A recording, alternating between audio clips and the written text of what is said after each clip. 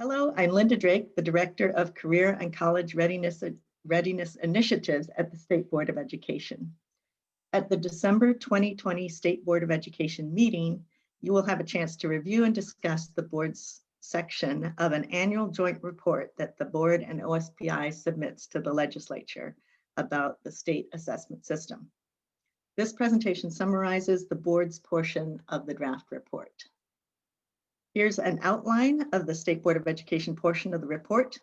This report is a good occasion to review the role of the board in the assessment system and to reflect on what work regarding the system the board has engaged in over the past year, as well as consider what the board may want to do in the coming year. Here are the statutory references for the board's role in the assessment system. The board provides consultation to the superintendent of public instruction to maintain, continue to develop, and revise the statewide academic assessment system. The board identifies the scores students must meet on state assessments and on other assessments that are used as graduation requirements, and the board jointly reports to the legislature, which is this annual report. In 2019, legislation profoundly changed the way the assessment system works with graduation requirements. Basically, assessment graduation requirements, exit exams, were replaced with the graduation pathway options. Students who had met their exit exams earned a certificate of academic achievement, a CAA, or a certificate of individual achievement, the CIA. Some of the graduation pathway options still involve exams, but some of them are course-based, and all of the graduation pathways options are listed on the right of this slide to remind you what they are. The class of 2020 was the first class for which a graduation pathway option was a graduation requirement. Students who had previously met an assessment requirement did not have to meet a graduation pathway option. But there were students this past spring who had not yet met either.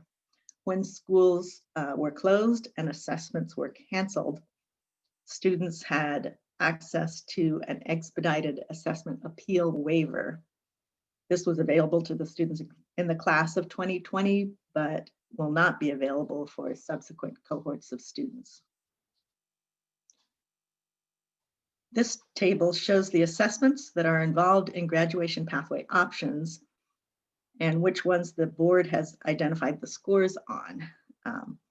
These are the state assessment, the SAT and ACT, and ASVAB.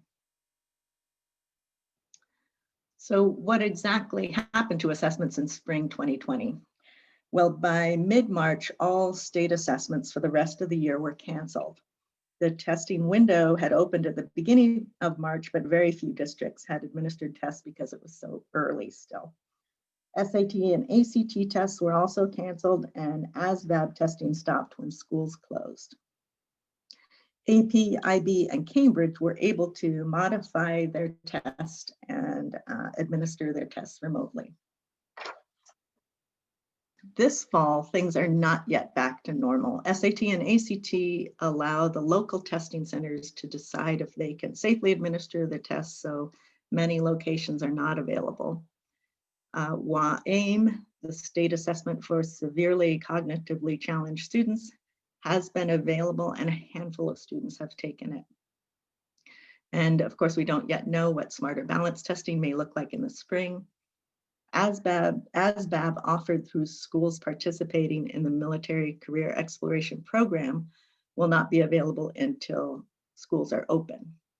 For students who are seriously planning to join the military after graduation, we're working on making the PICAT test an option. This is a test that is unproctored and taken remotely, but must be verified through a shorter in-person test at a military entrance processing station, or MEPS. Once verified, the PICAT yields an ASVAB score. This slide highlights some of the activities of the board in 2020 that concern the assessment system. One of the first things the board did was adopt emergency waiver rules that included a waiver of credits, but not of assessments or pathways, because students in the class of 2020 could use the expedited assessment appeal.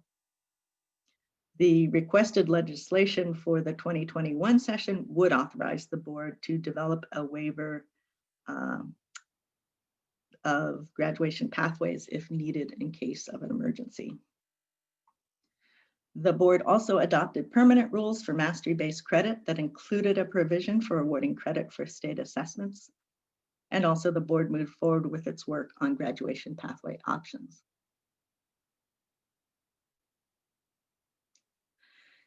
Anticipated activities of the board in 2021 will include support for mastery-based learning. The board may also consider reviewing the graduation pathway option assessments and the associated scores. These scores were established a number of years ago and for the purpose of exit exams rather than for pathways. At the time, the board stated that the scores were initial minimum scores to help with the transition to new assessments, and that the scores should be reevaluated in following years. So this concludes the summary of the State Board of Education report. This last slide, I'll conclude this presentation with some questions about the assessment system and how it interacts with other policies areas of concern for the board. And this might be things the board might want to discuss at the board meeting. So how does the assessment system interact with the accountability system? If changes are made to one, how does it affect the other? If the board reviews the assessment scores used for graduation pathway options, how would changing a score affect the pathway? Anticipating that the Mastery-Based Learning Work Group continues its work in 2021 and starts developing a profile of a graduate, how would the assessment system align with the profile? So that concludes this presentation, and thank you. See you at the board meeting.